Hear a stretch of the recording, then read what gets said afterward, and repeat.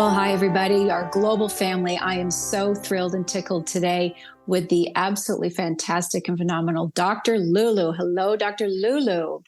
Hey, Heather. I want Hi. to say Heather Locklear, but oh well. No, we'll just keep with the Lockett. Yes. I know, I saw that. You're Dr. Lulu. I can just be Miss Heather. I'll just go with I know, I Heather. like it.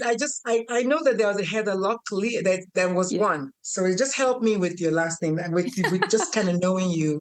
But yes, Right. Thank you so much for having me. I'm excited. Well, and I will finish your intro in just a second, but I have to say, we met under the last full moon in Orlando. And so from the get-go, there's been sparks of fire. And we were mutually at the latest PodFest that is the multimedia.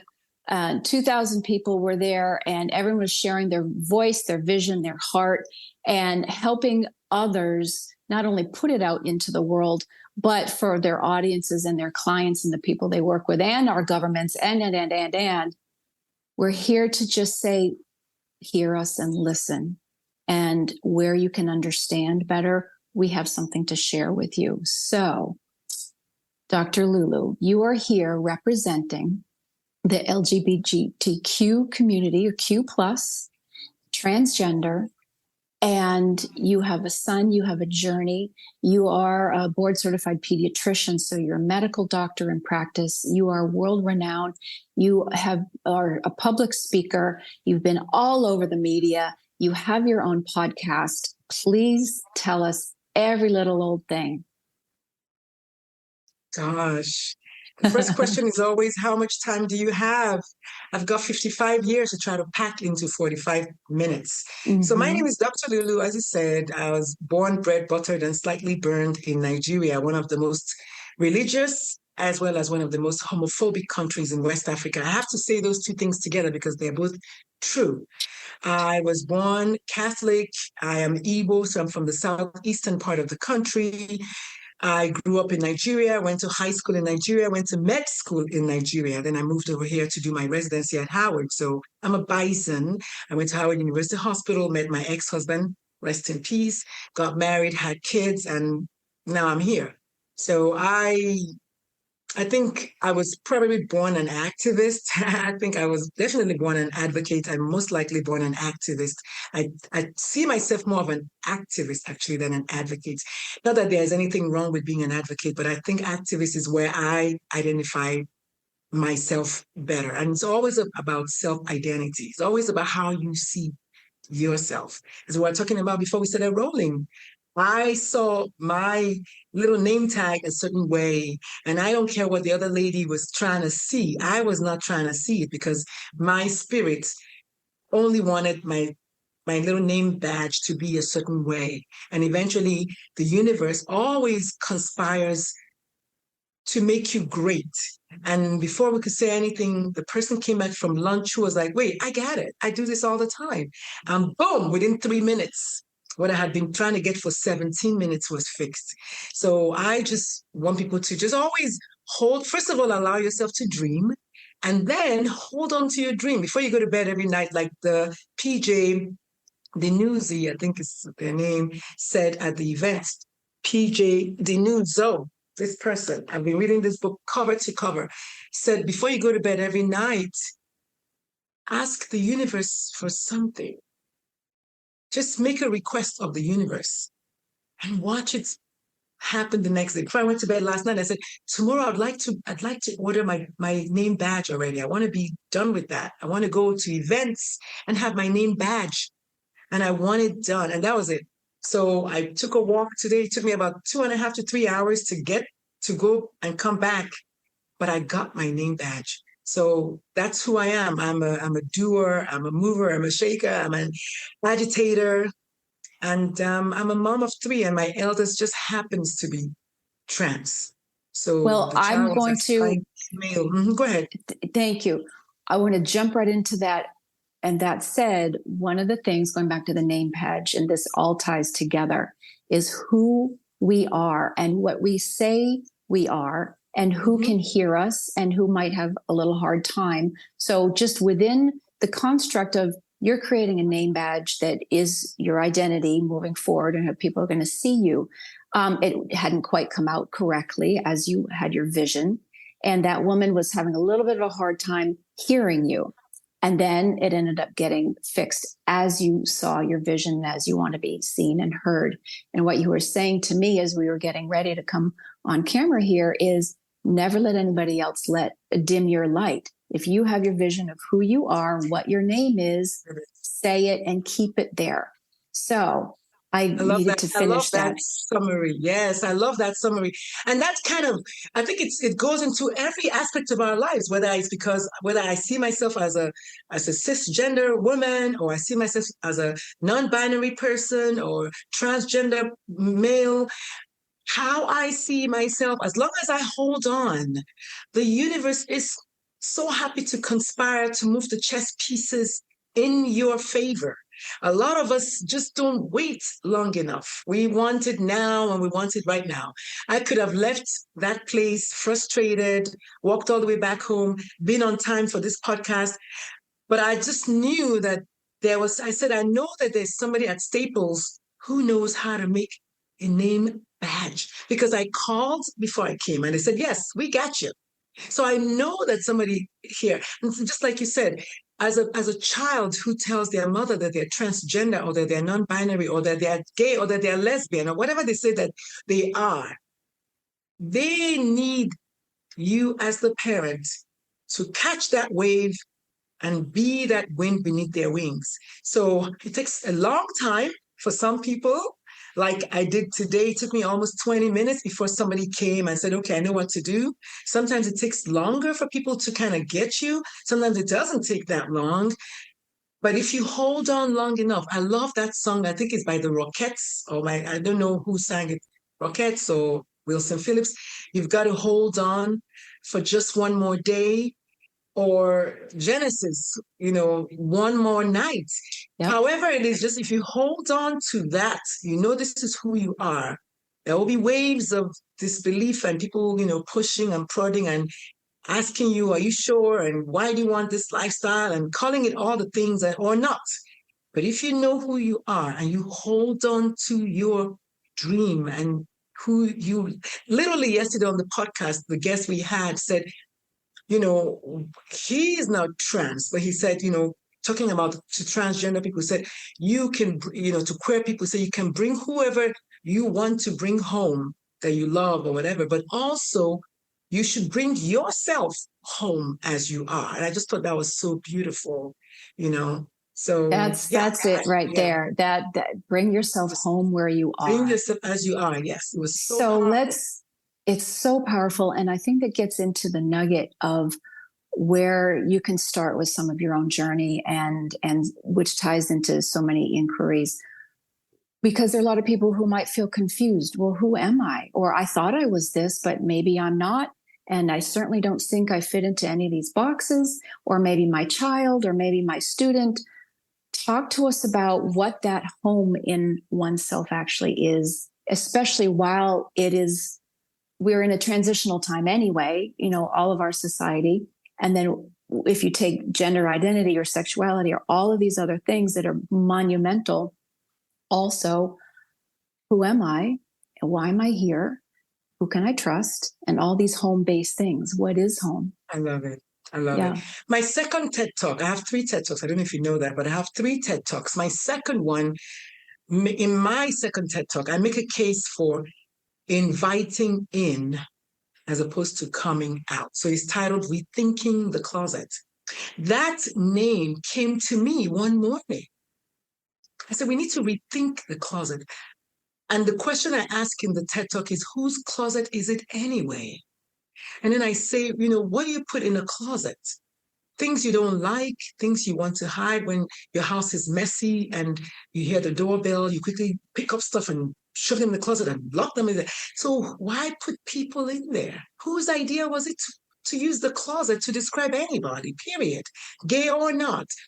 And so I make a case for, why don't we rather, as the queer people, hold the 4 aces and we get to invite you in, because Being queer in today's world is about safety. If I don't think Heather is safe, I'm not going to tell Heather that I'm queer. And so the onus is on Heather. It behooves Heather to show me that they are safe. And I was on a podcast 2 days ago, and somebody said, well, how do you show someone that you're safe? I said, by being your own true, authentic self. If you are true and authentic, I'll be like, wow, I love the way Heather, you know what? I think I think Heather deserves an invitation. And one of the things I say is, not only am I the host because it's my party, I get to invite you to my party. I get to rescind my invitation, or I get to upgrade you to VIP status. You just have to show me that you are safe. And so I want parents to do the same thing with their kids. And so the parents I coach, they actually want to be affirming. I tell people that all the time. I don't have the bandwidth to coach someone who does not. There are 8 billion people on earth. I have lived 55 years on earth. I don't have 55 more if everybody's history says anything. So I don't have a second to stand to argue with someone who doesn't want to affirm their child. There are too many people who do want to. I want those people. I don't want it. It's not like I'm looking at easy or not easy. I just truly want my business to be about love and acceptance and affirmation and awareness. And so for that reason, I only want to work with those who want to affirm their kids and want to know how. Great. Let's talk about how. But first of all, the first question I ask you is, what are your thoughts about the queer community? When you hear someone is LGBT, what do you think? And then, where did that thought come from? Who inserted it in your brain? Because as a newborn baby, you didn't think that. Somebody told you that. Somebody said something to you and made you start thinking that. So let's go back and unravel. And so for me, when I was 16, when I was 11, actually, I went to an all-girls high school. It was a boarding school.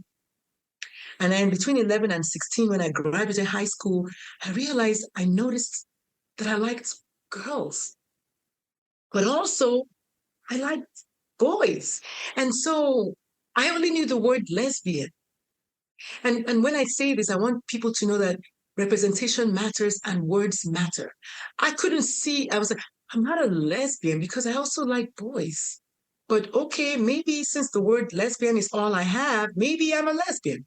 And then about 20 something, I discovered the word bisexual. I'm saying, wait, that's me. That describes me more. And now the word is bi plus. I said, okay, maybe I'm not fully bi plus, but I definitely am bisexual. And so I want people to see how, just like you said, we can start with something and they say, you know what? I think this one fits better. I like this hat, but if I open it, it's a little loose. Well, can you make it snugger, right? Because I already like the hat. Or, well, is there one that is more my size? Then that's the one I really want. I want people to live and let live. And what I found is the only reason anybody will be in my way of finding the hats that I want is one, they don't understand it. Two, they do understand it, but they don't like it because maybe me not knowing myself somehow benefits them, which is crazy, right? It's crazy, but it's true. So there are two groups of people. The first one are the very staunch allies, those who are like, I'm pro-LGBT all day. I want them to have their way. I need them to have their way. Watch those people because they're probably LGBT. But then there's another group of people, those who are 100% against LGBT people being who they are. Those people are most likely also in the closet. And so I say that when you find the very, very strong, staunch homophobes, they are experiencing internalized homophobia. Mm-hmm. And so I actually have compassion for them because they are not able to live their own lives out loud. And so it's like a dog in a manger. So I'm not going to let you live out loud because I can't live out loud. And so the question is, why? And a lot of times in today's world is religious trauma, is cultural trauma, is, it's just misinformation, disinformation, misconceptions, myths, lies, basically, right? Because if you're not Black, Heather, you can never, ever know what it's like to be Black. That's right. Therefore, you can never, ever tell me anything about my Blackness.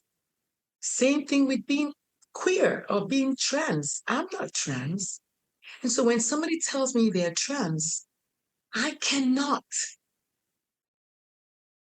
truthfully say you're not, because I don't know that.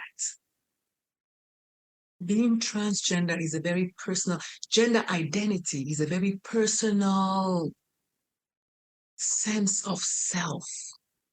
And that's different from your chromosomes being X or Y, which determines male or female. And I like that distinction because one person is a woman, the other one is a genetic male. So when it comes to chromosomes, they are genetic males, but their gender identity, the way they see themselves, the way they think, the way they feel, is a woman. And I don't get to tell you that you're not. I can't. How can I? I don't know. So And then the other part of it is gender expression. Thank you. How do I now manifest my gender identity? Mm-hmm. Today, I'm wearing a face cap for those who are listening. For the most part, in American world, is a man's wear. But I have a beautiful scarf that matches the colors on my face cap. And I have a sweater because I want to wear Black. And you can't see my corduroy pants, but they're the same color as the light purple in my scarf. And so overall, I am manifesting a more feminine outfit. But if you just see from here, you may not know that. So gender expression is now how I manifest my gender identity, which is completely different from my genetic chromosomal identity. So when I tell people that choosing the words, well, I don't understand, and telling your child, well, I don't understand, I want you to know that sometimes even your child doesn't understand. And so in my second TED Talk, I make a case for it's okay for the parents to just be okay with the knowing. Just know that this is where your child is today and meet them there. Because sometimes they don't understand themselves. I didn't understand. I thought I was just a lesbian. I said, I don't understand it because I like boys, but a lesbian says you like only girls. I didn't understand it. So if somebody had asked me when I was 16, I'd be like, I don't know, because I truly didn't know. It took me to be in my mid-20s to realize that there's another word called bisexual. Oh, that's a more fitting word for me. Hopefully I haven't spoken too much, but no, not at all, because this is every nugget is absolutely beautiful. And where the inquiry lies is helping the parents, and especially for the little ones. And I think this is where, to be very honest, a lot of people and in politics and in schools, and we're in Florida and it's a thing. Mm-hmm. There's this worry of turning somebody into something. I love and it. I hate to say the word agenda, but people are afraid. It all comes where either there's love or there's fear. Mm-hmm. So these are all of the conversations, and all the conversations are very, very fair and valid. To let's talk. Let's have talk. A conversation. Let's have a conversation about what somebody might be afraid of, or whose needle on what record player is somebody's truth and validity. So I love that. I love what you brought up. I love you bringing up the child. So let's go there, shall we? So we're going to go there in terms of best shepherding a little one, because the assumption is, oh, this is about sex. It's not about sex. It is identity. And so if there is, a born boy who now likes playing dress up and pocketbooks and stuff, that could be just something for fun. It may or may not have anything to do with, well, he's going to turn gay. But so in this time and the fluidity, and the children are way more fluid in their identities from your clients and your experience. And as a pediatrician and as someone in the world and out in the world, how are we all to best shepherd the little ones these days? I love that question. I answer that, and if I go off, just bring me back. I answer that question with another question. Usually I ask the people, when did you first know your own gender identity? It's a fair question. Many people tell me, I've always known. I said, well, so has your child. And going back, just because your child tells you at 26 doesn't mean that that's when they knew. I knew when I was 11. Sexuality is about attraction. Most people at 11 start experiencing some degree of attraction. Little mild flirting here, little girlfriend, little whatever, And so at 11, I started feeling that way. Now, that's because I am bisexual, which is a sexuality. That's not a gender identity. Right. Unfortunately, they're all grouped into one community, but they are different. There's gender and then there's sexuality. When it comes to gender in medicine, as a pediatrician, I know that by 18 months to 2 years, most, if not all, children know their gender identity. And people are like, wait, what? I said, yes, because if you ask a 2-year-old cisgender boy, are you a boy or a girl? The child will say, I'm a boy, if they are cisgender. Now, the same thing with a girl. So the question is, if the child is not cisgender, if the child is transgender, they're not going to know what to say because everybody's telling them, you're a boy. And one of the things I talk about is how a baby is born and we proclaim, it's a boy. The baby didn't say that. We said that. And when we say that, we start raising the children as that. And so my third TED Talk, I make a case for parents becoming students. It's titled, Let the Children Lead, Parenting as Students. The children will lead you to who they are. So now what I say is I have 3 children. My eldest is transgender, and the other 2 I am raising as boys. So that one day they say, Mom, I'm not a boy. I realize I was the one raising the child as a boy, assuming the child is a boy, until the child tells me otherwise. I want parents to lean in from that angle. Because after all, you learn everything else from your child. We think we know, but if you think you know, try to get your toddler to eat their broccoli if they don't want to. And you will see why I say you got to learn how to be a student. If the child doesn't want to eat the broccoli, you cannot get them to. What's going to happen is they're going to get upset. You're going to get upset. Someone is going to throw up. Someone is going to get really mad. And guess what? The broccoli is not eaten. What we do is we negotiate with the toddler. All right, if you have 1 bite of your broccoli, you can have 1 sip of your juice, right? And then both people are happy. Imagine if we leaned in that way with gender identity as well. And that way we're like, well, we're raising, and that's why we should not, this whole concept of pink and blue and, gender reveal party, which I call genital reveal party, because that's what that is. The radiographer tells you they have male body parts, and then you celebrate with a blue cloud, right? But really, That's a genital identity. The chromosomes determine the genitalia. Your mind and your brain determines your gender identity, which, when you look at gender as a whole, is actually a societal construct.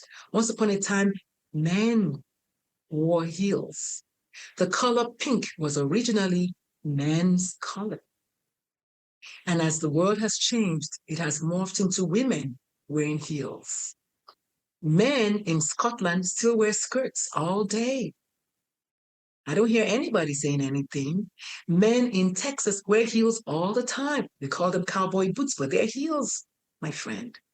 And so let us be careful how we want to box people into spaces and force them to be there. If they're not who they are, what you think they are, let them be. Because the other end of it is suicide and mental health challenges. And if a child is going to jump to their death as the only option rather than living because they're not going to live authentically, I want us to wonder about that. And my first TED Talk addresses that. Childhood trauma and suicide, and why the world should be screaming right now that we are not doing right by our kids. And we're worrying about banning books and bathrooms and all the things all the minutiae. And yet suicide rate is highest amongst transgender kids. Ask yourself why. And when you talk to trans people, they will tell you that as soon as I started living authentically, I felt better. And so if it's a choice, which is what people think, if it's really truly a choice, who in their right minds will choose to be gay in today's world? Who in their right minds will choose to be transgender at the risk of homicide in the case of my Black trans daughter's case? And yet she's willing to risk that to live authentically. I think it's time for us to have that conversation. So thank you for your podcast. Thank you for being a space where we can talk about these things because they need to be talked about. And this is not Dr. Lulu. I have nothing to gain. I could be mute today. There'll be trans people anyway. So it's not a Dr. Lulu thing. And that's what I said on the other podcast. I said it's not a white or Black space. It's a mom space. I'm doing it because I'm a mother. I'm a mama beast. And that's what mama beasts do. We go and fight for our kids through education in this case. So, it's, we always talk about the goosebumps part of the show, and then there's the speechless part. And I'm speechless in the best way because this is it. And I know the kids have been ringing the bell, especially since 2020. And, stop this craziness and go home and let's talk for a while. But the whole mama bear thing, and that is just getting to me because I think it's so true. Everything you just said is landing. And how can we allow the space for the differences? Now, the show coming out tomorrow, is about neurodiversity. And there are so many voices about that. We have physical diversity. We have all kinds of things. We have, the sexual and gender diversity, how we think. It's all about a new day dawning, and every is different generations coming in, and the kids are banging on all of us to please hear us. Yes. And so I resonate with and I use that word, where can we be a good shepherd, a good steward, but that's different than dictating. We're no longer dictators. We're just no lolonger dictating because that's not our purpose. Our purpose is to see and to love, to guide. We're talking about the broccoli fight. Well, then how many deaths about, food issues and body issues that lead, just all the different rabbit holes that come out of fight and conflict, which becomes conflict with our parents in society, within ourselves, and then it can go haywire. So it's funny you said that, because a lot of the parents that I work with will tell me, once my child came out, which I don't like to use that, I use invited me in, but regardless, once my child, I love that. I want to let that marinate and land a little bit more. There's coming out, but it's inviting me in. They've invited me into their space, into their world. Yes, and am I safe enough for them to invite me in? Oh my God! Which every single one of us do every day. If you have someone banging at my front door right now, would I let them in, or do I say, hold on a second? So it's very, oh boy. That's to have someone of any sort of difference whatsoever that's just so primal and sensitive to allow you in. That says everything. Like, I have to trust you enough with this information, especially if I'm still questioning myself. Yeah. I love that. Yeah. Are you safe enough for me to invite you in? Is the question the children are asking. I was not safe enough. And I want to say that with my full chest. I'm doing this work now because I was not a safe place for my child. Okay. My child struggled with a little, according to her, she said, I had a little bit of suicidal ideation. Whether she was trying to make me feel a little bit better, she was trying to soften it, I don't know. But she said, Mom, you were extremely transphobic when I was a child. I'll go to my grave with that. But like Maya Angelou said, you keep doing what you're doing until you know better, then you do better. So I know better now, and I'm doing better.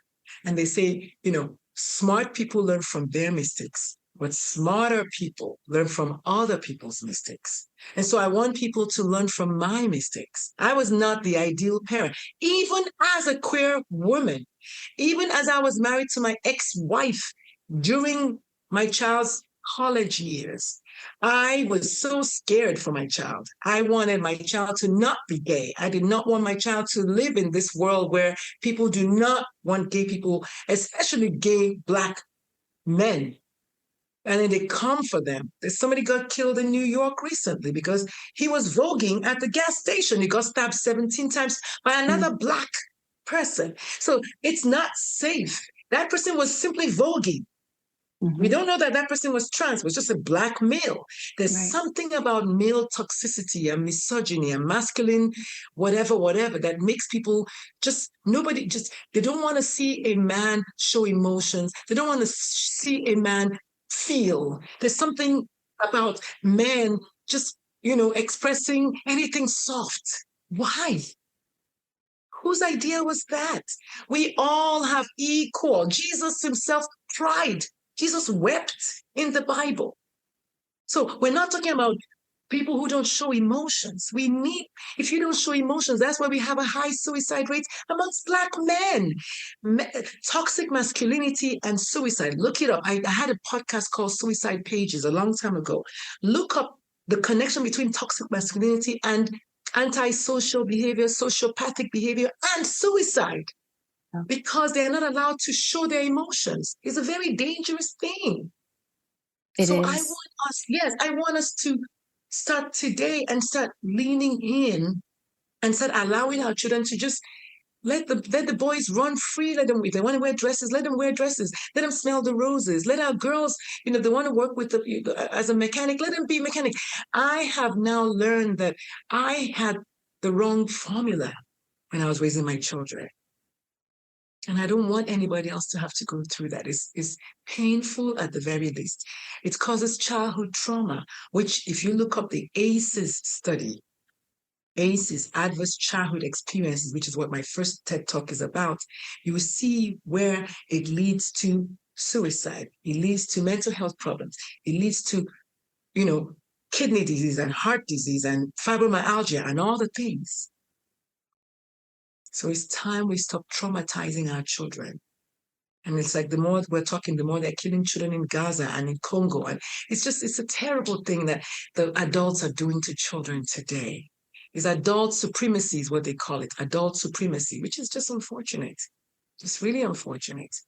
It is. But, and you know, I know we really could go on and probably have two and 3 and 4 shows. And there's no wonder that, you know, you've already had 400 podcasts, whether of your own or on guests on everybody on other shows and things. So this is vital and loving and absolutely important. I will go ahead and make a plug to just 2 weeks ago, speaking with Ben Curtis. His wheelhouse is with men and the divine masculine and helping men understand everything that you were just talking about. It is okay to feel, to come out through whatever your traumas are, and know that we have your back, male to male in every form, and that dudes can be male, female, cis, all of it. We're all, and this is where I come in, we're all in this together.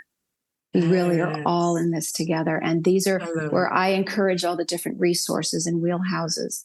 So I want to put a plug. I want to talk to, say all of your fun plugs before we go off for 2 hours. Say where you need to say and where people can find you.